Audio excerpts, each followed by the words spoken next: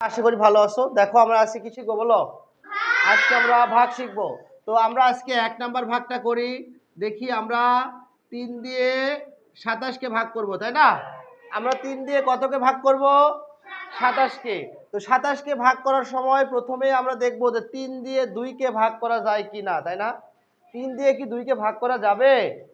যাবে না। কেন যাবে না? কারণ 3 বড়, 2 ছোট। এই জন্য তো না গেলে তো সমস্যা নাই, আমার তো আরেকটা সংখ্যা অঙ্ক আছে। তাহলে 7কে আমরা সাথে নিয়ে নিলাম, তার মানে 27 হয়ে গেল। এখন দেখো তো 3 দিয়ে 27 কে ভাগ করা যায়? যায়। তাহলে কতবার যায় আমরা কিভাবে বুঝবো? আমরা 3 এর নামতা পড়বো।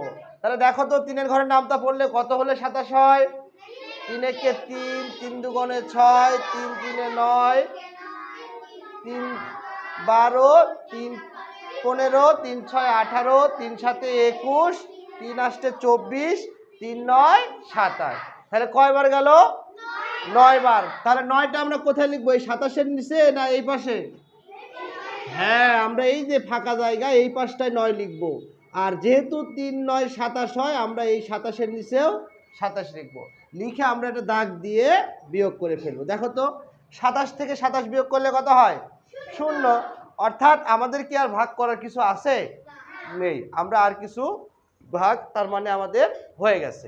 আমরা লিখবো অতএব ভাগফল কত বলো তো? ভাগফল কত? 9। আর ভাগশেষ কত? ভাগশেষ 0। আমরা এইভাবে কিন্তু উত্তরটাও লিখে দেখাবো, ঠিক আছে? তাহলে আমাদের কোনো ভুল ধরার জায়গা থাকবে না। এবার 2 নম্বরে দেখো, আমরা 5 দিয়ে 45কে ভাগ করব। এখানে আমরা 45 না ধরে 65 ধরে করি তো দেখি। দেখো 65 ধরে করি, ঠিক আছে? এইবার দেখো প্রথমে কিন্তু 5 দিয়ে তাহলে আগে কাকে আমরা ভাগ করব? প্রথম অঙ্কটা, তাই না? 6কে। দেখি 6কে ভাগ করা যায় কিনা। তো 5 দিয়ে 6কে ভাগ করা যায়? যাবে। কেন যাবে? কারণ 6 5-এর চেয়ে বড়। এইবার আমরা কিন্তু 65কে একবারে নিব না, আমরা আগে 5 দিয়ে দেখব 6কে যায় কিনা। তাহলে 5 দিয়ে 6-এর মধ্যে কয়বার যায়? 5 একে 5, 5 2-এ 10। 2 বার নিলে বেশি হয়ে যাচ্ছে। আমরা হয় সমান নিব, না হলে কম নিব, কখনোই বেশি নিতে পারবো না। তাহলে আমরা 5 6-এর মধ্যে কয়বার যায়? একবার যাবে। 5 একে 5। আমরা এবার বিয়োগ করব। বিয়োগ করলে 6 থেকে 5 বিয়োগ করলে কত হয়? 1। আমার কি ভাগ শেষ হয়ে গেছে?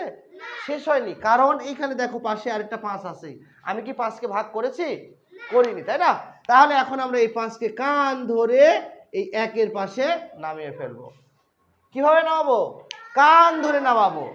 আর এখানে কিন্তু আমরা একটা একটা করে নামাতে পারবো, একবারে কিন্তু 2টা 3টা নামাবো না, যদি সংখ্যা থাকে, বড় বড় সংখ্যা যদি হয়, ঠিক আছে? তাহলে নামাও। এইবার দেখো 5 নামানোর ফলে 15 হয়ে গেল। এখন কি 5 দিয়ে 15কে ভাগ করা যায় না? যায়। তাহলে 5 15-এর মধ্যে কয়বার যায়? 5 একে 5, 5 2-এ 10, 3 5-এ 15।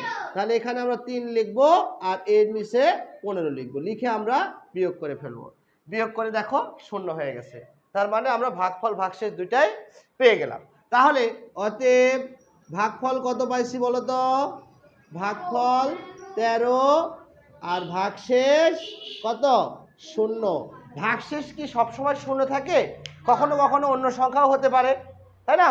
তাহলে আমরা এবার দেখো আরেকটা ভাগ করব। আরেকটা ভাগ কত আছে? আমরা 3 নম্বরের যে ভাগটা আছে সেটা করব। দেখো 7 দিয়ে 105কে আমরা ভাগ করব, ঠিক আছে? এইবার দেখো কাহিনীটা।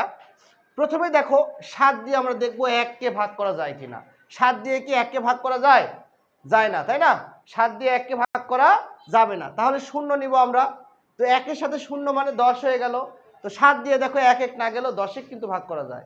তাহলে 10-এর মধ্যে 7 কয়বার যায়?